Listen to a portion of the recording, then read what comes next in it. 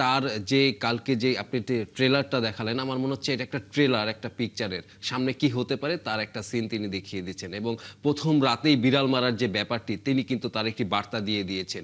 তিনি এই বার্তাটি দিয়েছেন যে বিসিবিতে দরজা আটকে তোমরা যেমন হয় তাই করতে পারো না।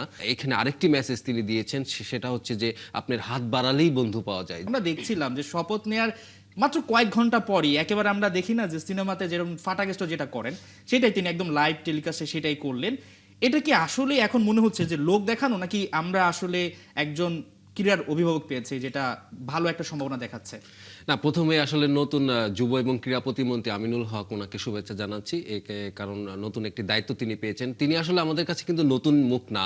তাকে আমরা দেখেছি খেলার মাঠে। আপনি যেটা রিপোর্ট দেখলাম আমরা, যে অতন্ত্র প্রহরী গোল পোস্টের, তাকে আমরা খেলার মাঠে দেখেছি, তাকে আমরা দেখেছি রাজনীতির মাঠে, রাজপথে।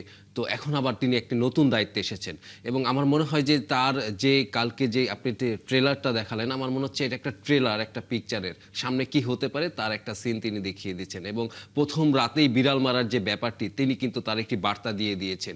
তিনি এই বার্তাটি দিয়েছেন যে বিসিবিতে দরজা আটকে তোমরা যেমন হয় তাই করতে পারো না।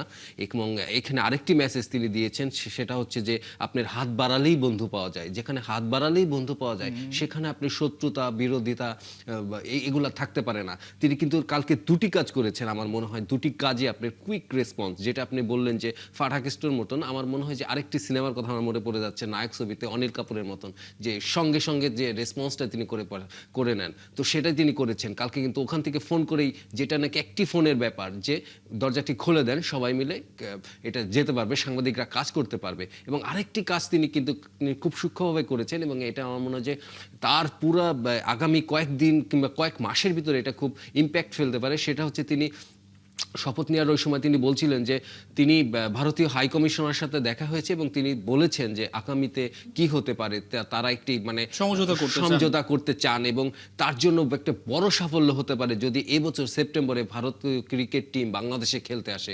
এবং তাহলেই কিন্তু আপনি দেখবেন যে সবকিছু, আমার মনে হয় যে ক্রিকেটের যে অস্থিরতা কিংবা আমরা যেটা বলছি যে ঝিমিয়ে পড়া যে ব্যাপারটি, সেটি জেগে উঠবে। তো আমি যেটা বলবো যে তিনি যেটি করেছেন, এবং এটা প্রত্যাশা, আমাদের প্রত্যাশা অনেক, যে তার কাছে আমাদের প্রত্যাশাটা অনেক, যে তার কাছে আমরা সরাসরি যেতে পারি, কথা জানতে পারি, শুনতে পারি। এবং তিনিও বলেছেন যে তিনি ওর ফ্লেক্সিবল থাকবেন। সব মিলিয়ে কিন্তু একটা সুবাতাস আমার মনে হয় যে কয়েকদিনের ভিতর আমরা দেখতে পাবো।